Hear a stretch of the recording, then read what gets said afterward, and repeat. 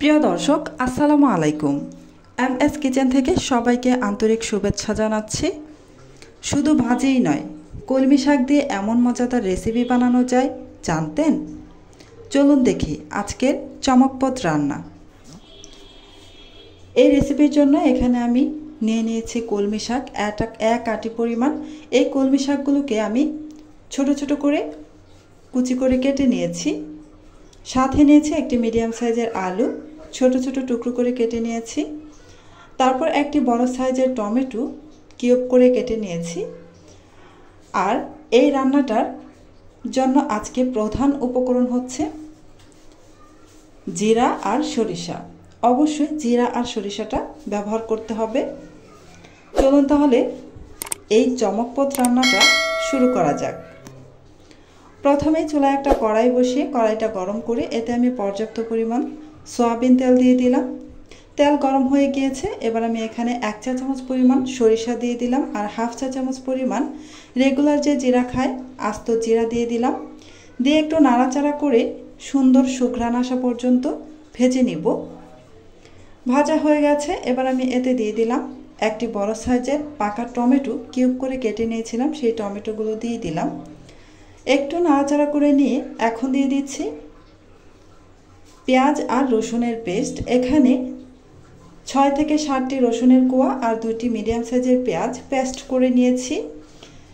একটু নাড়াচাড়া করে কিছুক্ষণ ভেজে নিচ্ছি যেন পেঁয়াজ রসুনের কাঁচা যে ফ্লেভারটা আছে সেটা যেন চলে যায়। ভাজা হয়ে গেছে। এবার আমি এতে 1/2 চা চামচ হলুদের গুঁড়া দিয়ে দিলাম আর 1 চা চামচ ভর্তি করে মরিচের গুঁড়া দিয়ে দিলাম। স্বাদ মতো লবণ দিয়ে দিয়েছি। এখন নাড়াচাড়া করে মিশিয়ে নিব। সামান্য একটু পানি দিয়ে তারপর মশলাটা আমি কষিয়ে নিব।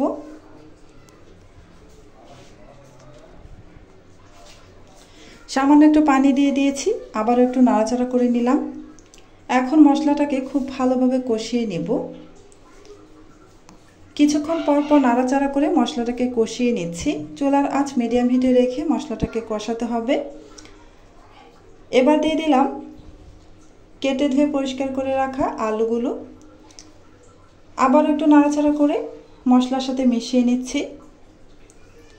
এখন আবার একটু সামান্য পানি দিয়ে আলুগুলোকেও মশলার সাথে কিছুক্ষণ কষিয়ে নিব।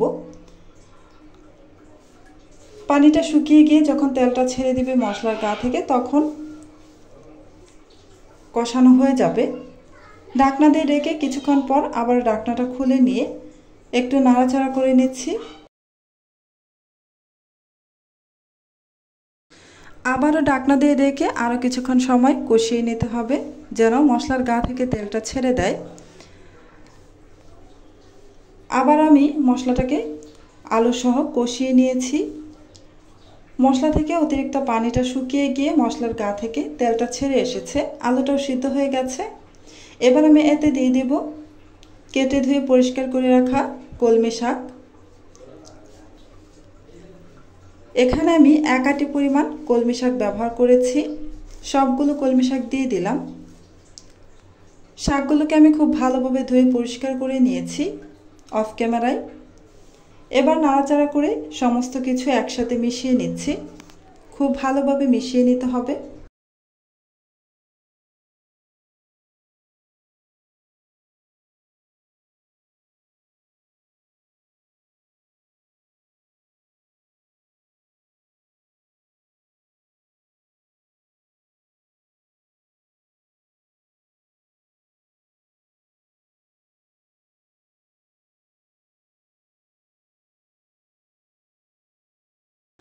ভালোভাবে মিশিয়ে নেওয়া হয়ে গেছে।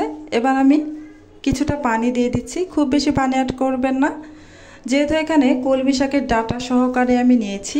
ডাঁটাটা সিদ্ধ হতে একটু সময় লাগবে, তাই একটু পানি দিয়ে দিলাম। খুবই সামান্য একটু পানি দিবেন, খুব বেশি পানি দিবেন না। শাক থেকেও কিছুটা পানি উঠবে। আবার সামান্য একটু পানি দিয়ে নাড়াচাড়া করে একটু মিশিয়ে নিলাম। এবার এখানে দিয়ে দিব কাঁচামরিচ। আমি আমার পছন্দ মতো এখানে কাঁচামরিচ দিয়ে দিচ্ছি।